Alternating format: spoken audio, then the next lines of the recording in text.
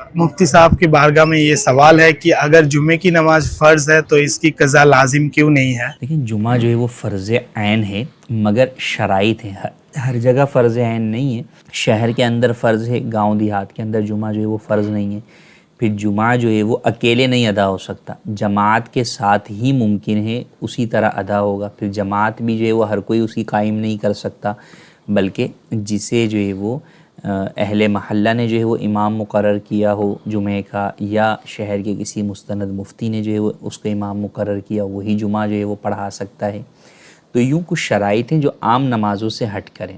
اب جہاں تک کہ یہ کسی کے ذہن میں وسوسہ ہے کہ جمعے کی قضا نہیں ہے، تو ایسا نہیں ہے، جمعے کی بھی قضا تو ہے، البتہ جمعے کی قضا جو ہے وہ ظہر کی صورت میں ادا کی جاتی ہے، اور وہ 4 فرض ہیں۔ وہ اس لیے کیونکہ 2 رکعت جو جمعہ ہے وہ جماعت کے ساتھ ضروری ہے۔ اب جب جماعت ممکن ہی نہیں ہے، نماز کا وقت گزر گیا، تو اب ایسی صورت کے اندر اس کی قضا جو ہے وہ ظہر کی طرف کنورٹ ہو گئی ہے۔ تو اس سے یہ سمجھنا کہ وہ فرض ہی نہیں ہے، ایسا جو ہے وہ نہیں ہے۔ اور اگر واجب ہے تو واجب کی بھی تو قضا ہے، جیسے وطر واجب ہے تو اس کی بھی قضا ہے، تو پھر تو وہ یہ کہیں گے کہ جناب یہ واجب بھی نہیں ہے کیونکہ اس کی تو 2 رکعت قضا ہو ہی نہیں رہی۔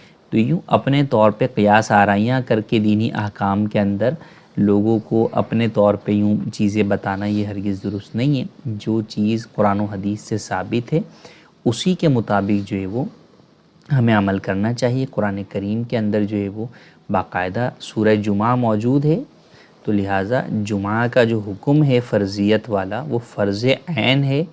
ہاں شرائط ہیں، ہر جگہ جمعہ جو ہے وہ فرض نہیں ہے، جمعہ جو ہے وہ اپنی شرائط کے ساتھ جو ہے وہ فرض ہے، اور بہرحال جو ہے وہ اس کی 2 رکعت ہی ہیں۔ ہاں اگر قضا ہو گئی، اب کسی کا ایک جمعہ چھوٹ گیا لیکن ابھی نماز کا وقت باقی ہے، تو اگر اس کو کسی اور جگہ جمعہ مل سکتا ہے تو وہ وہاں جا کر جمعہ ہی ادا کرے گا۔ ہاں اب اگر اس کو کہیں بھی جمعہ نہیں مل سکتا یا ظہر کا وقت ہی ختم ہو گیا، تو اب جو وہ اس کی قضا کرے گا وہ 4 رکعت ظہر کی صورت میں بطور قضا پڑھے گا۔